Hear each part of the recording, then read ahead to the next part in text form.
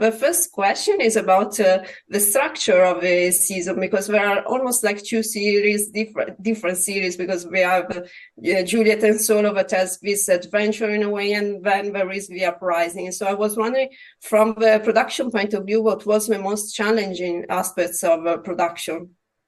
Well, the big challenging thing for production was coming up with a design for it. Nicole Northridge is our production designer in this season, coming up with a design for Silo 17, where Juliet is with Solo, to make it look different yet part of the whole Silo plan. So that was great design work, but it also meant that we had to wait to do all the Silo 17 stuff. So we did all the Silo 18 stuff first, and then we did a few bits of Silo 17 where there were some sets that we could get going and all of that, but a lot of it was concentrated towards the end of production, which was hard on Rebecca, to be honest, because she didn't get to hang out as much with everyone that she'd spent a whole season with, and she would show up months ahead of her time to start filming just to hang out with the cast and crew, because she loves the show. And she loves all of them. So that was kind of cool. But then she got to spend, a few months with Steve Zahn, and they really hit it off, and they had a good time performing together.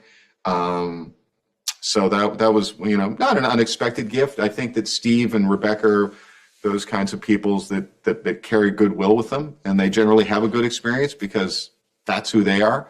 But that was fun.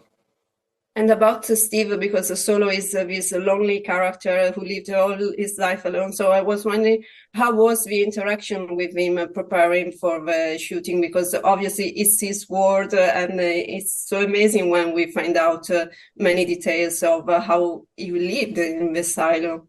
Yeah, so but that gets played out over the course of the season.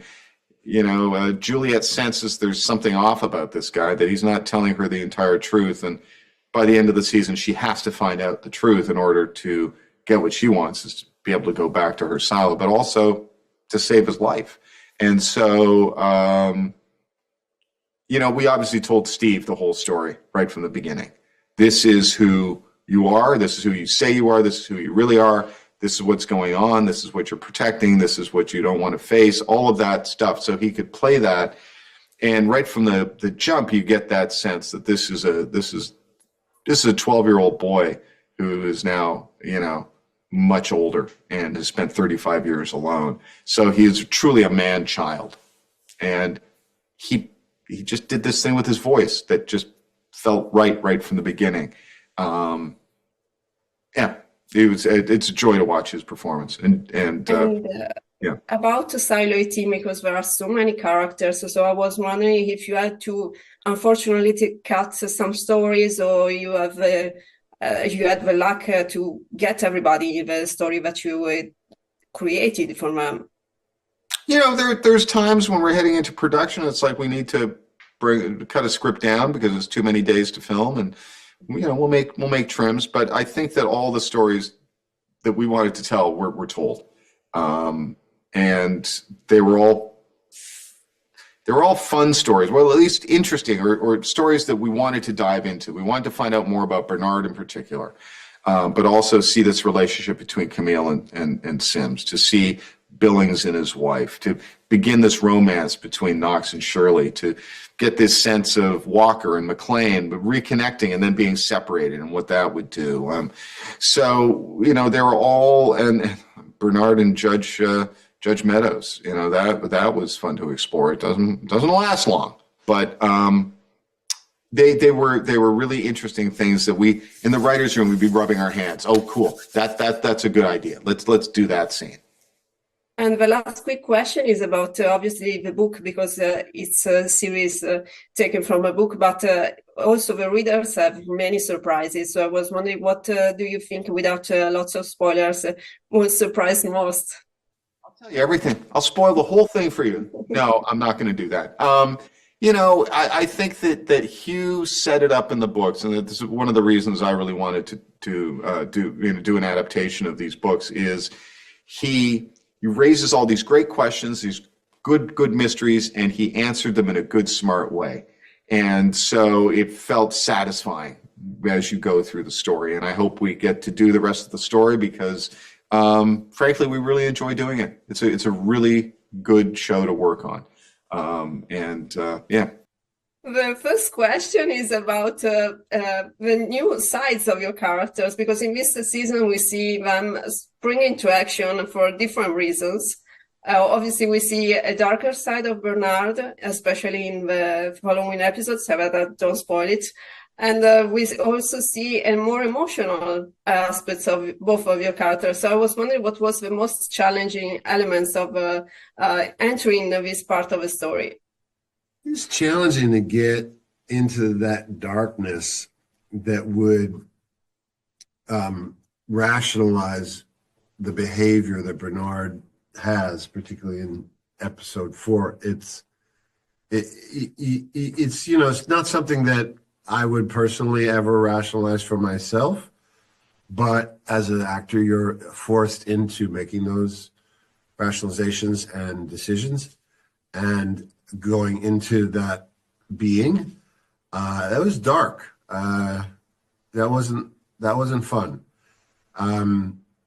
But at the same time, these kinds of people that do this often aren't overburdened by guilt because there's no time for it, and because they have rationalized and justified their behavior as a virtuous thing, of something that will save people. That's a mystery for me, that happens and that people do that, but it's something that happens all the time.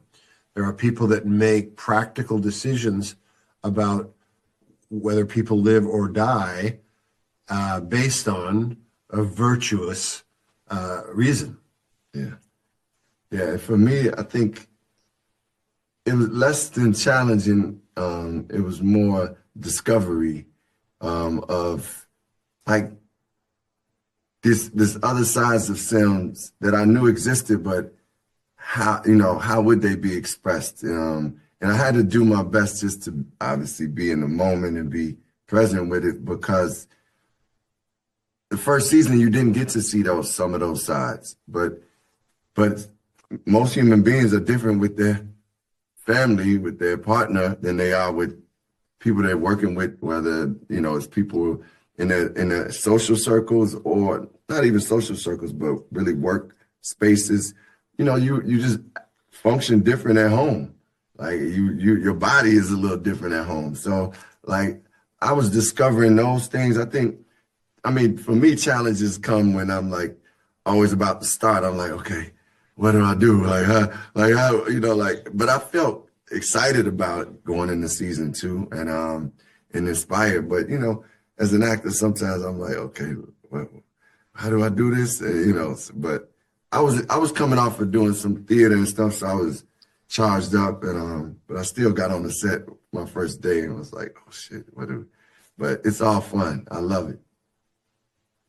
And in this second season, we see the impact that has the discovery that there was another universe where there is a world with nature and everything. So I was wondering, from your point of view as an actor, what was, did you have the time to think about what would have that impact in your life if you have lived all your life in a silo without any knowledge of the exterior world? It's a daunting thing to think about, that the people that live in this silo have never experienced Earth or any of its majesty. Yeah. And what that must do to the soul. And, I think of my own experience, my own life, the moments of magic, the moments of beauty and grace, all have to do with some relationship with nature. And to have that gone is a very daunting thing. What does that kill in human beings? And if you are living in that society, how do you keep some of that alive? And what do you do to do that?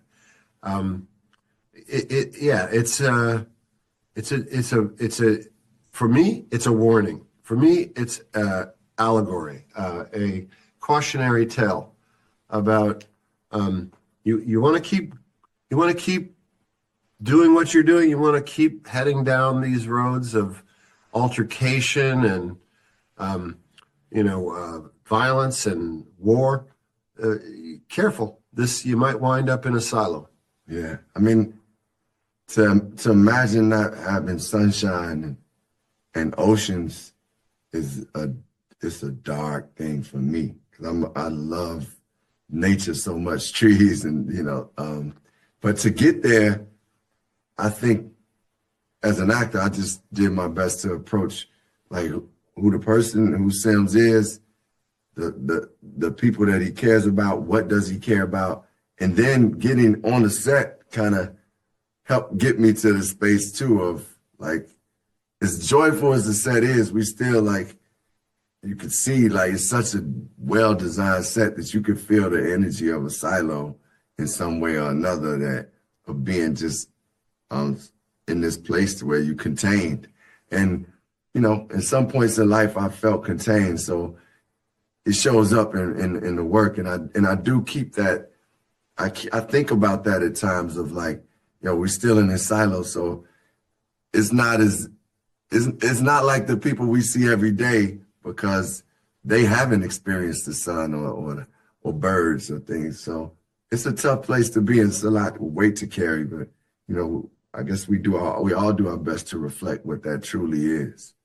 Right. And the first question is about your characters, because in these seasons we see them in a uprising in a way, but they have like a leadership in a way role, but also they are like almost like an emotional anchor in a way of the other communities members. So I was wondering what was the most challenging part of acting in the first group of episodes, because after it happened some things, but don't spoil it. No, I thought one of the moments when there are a couple of moments when my character Walker sort of sees herself as, this is the moment I must grab the reins. I have got something to offer these people. I think she normally would feel more comfortable being the advisor behind closed doors, but suddenly she's in the canteen and people are arguing amongst themselves, and she knows that a divided working class is not going to achieve anything, so she shuts everybody up in different ways. It's like she uses her initiative and sees the moment. And when you say was the most challenging, that was also the most rewarding, because it's the moment when she gets to express herself and come out from her hidey hole and realize that she has the potential to influence people and be a force for good. And about the relationship between Marta and Carla, because we don't see a lot of the past, but it's such a strong and important relationship. So I was wondering, between you two, how did you prepare? How did you create this emotional tide? Well, luckily, it just happened. I mean, I was saying before that sometimes, you're wondering who's going to be your love interest in something. And I think, we just got really lucky, or I feel like I got really lucky, because it's like when you're in rehearsals and you start playing with a scene and you feel like, oh God, this is going to work. And not because anything's gone spectacularly right, but just because you can feel that connection, you can feel that relationship, you can play off of that person, the words you're receiving, you're giving. So, with the fantastic writing and great acting, partner, I have to say great acting. So it's like, because I'd seen Claire in shows and stuff like that. So you have a great trust for the actor, and you don't have to, that you don't have to do a whole lot of bridge building. You just believe in their character, and you believe your character would love that character. And it's it works very easily, really. Yeah. And also your characters have to deal with Bernard, but in this season we see different sides of him. So I was wondering, how did you prepare with Tim Robbins? Did you rehearse a lot? Because there is this distrust, but also they have to deal with him. And obviously they have a backstory, but we don't see a lot. So how did you work before going to set? Well, actually, again, we didn't have to discuss too much because the writing is so good. that you just ride the wave, you know, because particularly when Walker comes in confrontation or in a scene with Bernard, she doesn't know what's going to happen. She's wrong-footed and she's quite scared. You can see in her eyes that she's quite scared. She's not used to confronting the top layer of authority. She's not.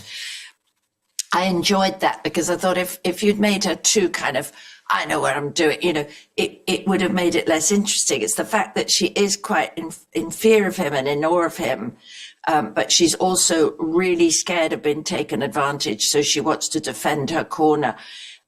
And mostly she's motivated by love, you know, and the courage you get from that and from wanting to, again, we can't give the plot away too much, but that she, you know, that is really what makes her strong in this situation. But I think she starts with a fear and she grows through the scene to something else. And what's interesting is seeing in the other actor, you know, in Tim's eyes, his confrontation with a new character that he hasn't actually met face to face on one-to-one.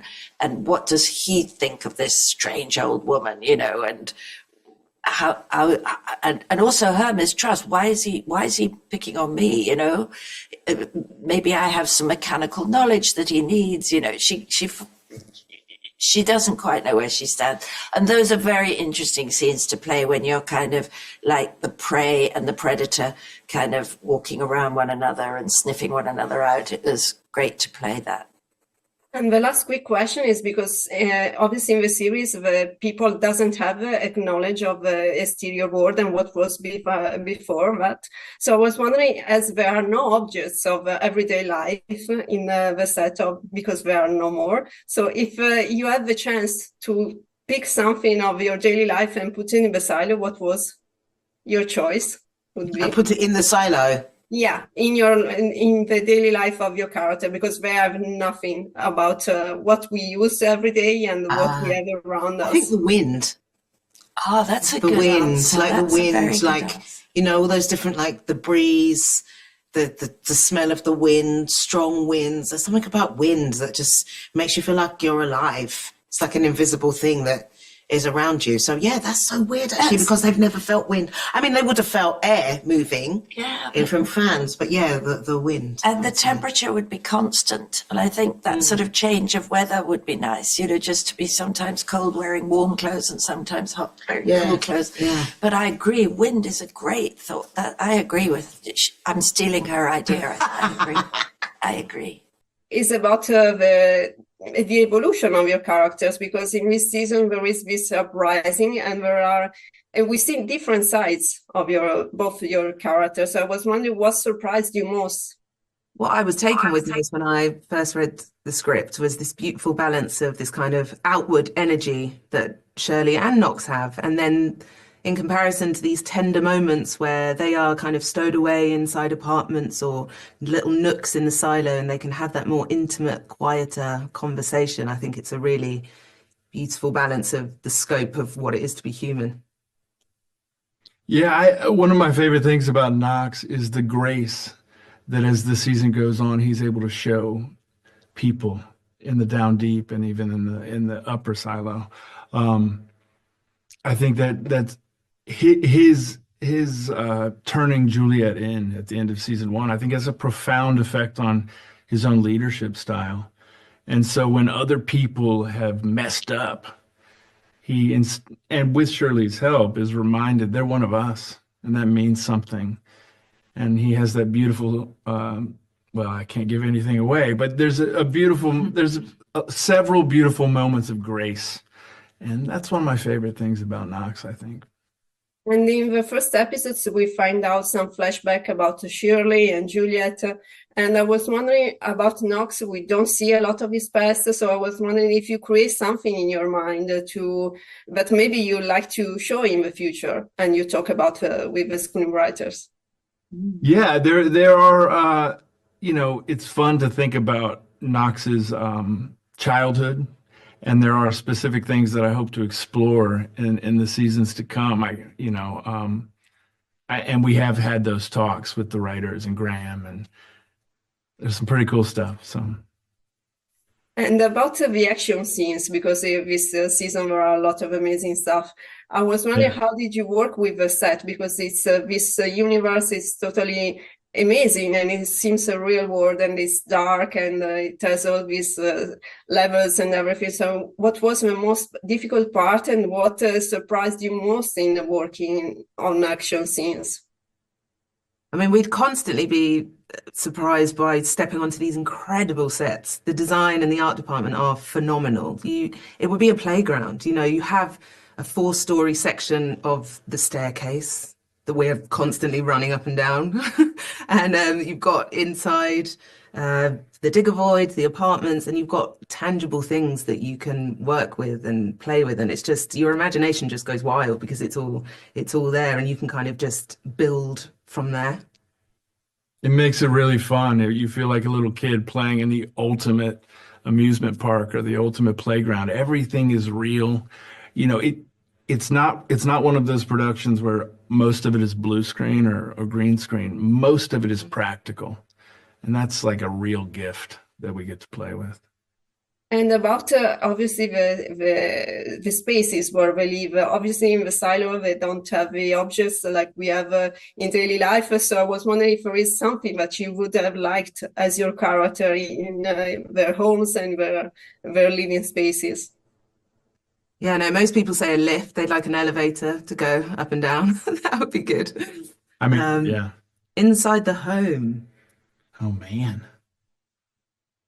Maybe something musical. That would be gorgeous. It's amazing to think about the fact, all the things that we take for granted that are just part of our everyday life. By the time I wake up, I'm already listening to music. I'm already, watching something, and they don't have any of that, and they don't have any reference to that.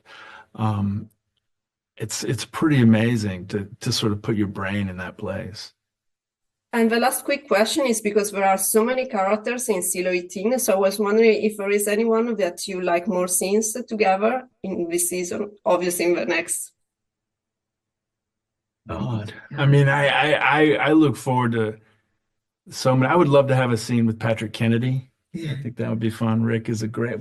I don't know that we've hardly overlapped. We can't wait to have Rebecca back. Yeah. In our silo, hopefully. If that ever happens, who knows? But we missed her. What do you think? Yeah, I mean, let's get Steve Zahn in. I mean, let's bring them all in. Let's everybody come into Silo 18, The first question is about your character because it's such a great mixture of drama and innocence, but also it's really funny. So I was wondering what personality trait you liked most about it? I was really attracted to this guy because he was just, to me, he's 11 years old and he's really curious about everything, which is endearing. And he wears his emotions on his sleeves, and most of the time it's nice. But then there are times when a kid freaks out and it's not very threatening. But if it looks like a guy in a beard and long hair, it can be somewhat threatening and dangerous. But yeah, I thought he was one of my, it's really one of my favorite characters. I think I haven't played anything, maybe a bad ape in Planet of the Apes. War for Planet of the Apes was in line with him, but real vulnerable guy. It was fun. And about your relationship with Rebecca on the set, I was wondering, how did you work? Because obviously on the set you become friends and you have time to get along. But in the series, obviously, she's the first person he met basically in a decade. So I was wondering, how did you keep that distance and maybe a little bit of distrust? She's a delight. It was a really unique job. She's who I work with most of the time. So we both felt like we were doing this like two-hander like play. It was like doing some Beckett play, some absurd, absurd environment, but realism, right? Ionesco, Pinter, whatever. So it was really fun. And then on top of that, we work very similarly, right? We both come over prepared so that we can just have fun. So when the cameras are rolling, we're totally on, but when they weren't on, we're messing around. It was a delight. And we shot it in order, right? So as actors, we learned to trust each other and got closer along with our characters, which was an interesting parallel that doesn't happen very often. And about the sets, because they are amazing and they are like a universe totally new, and this is so different between what we see on the outside and inside his world, because Solo's world is basically his home, and there is without any spoilers, but there are so many objects and many things that are amazing created by him. So I was wondering, did you put anything that you really wanted to create for your character? Is there any input from you from the creation of this space? Well, the set designer, she is unbelievable. We had conversations early, like when they were developing this whole thing. And we talked about this being, his brain. You were basically inside his brain looking at what, and how much color and different, and there was a lot going on. And his ADHD is very present, right? But I was like, in order to survive that long, right? Years and years and years and years, you would have to be a very creative person. And so that was important. Instruments and, and I remember bringing up puppets. I thought, wow, a person in isolation might find, that takes the place of another person. And so there was a lot of that. So it was really, I rarely walk into a place where you're, at this time in your career where you're just blown away by a set, but this was one of them. For sure. And the last quick question is about music, because it's amazing that Solo listened to music in his world. So I was wondering, if you were in a situation like him, what song would you like to listen every day? I don't know, but you know what? I picked one of the songs. I picked the song that I play later on. I don't know if I'm not going to say it, but yeah, sure. It's a very, I thought it's kind of a universal song that people kind of know. Not the one at the beginning, but the one later on in the show.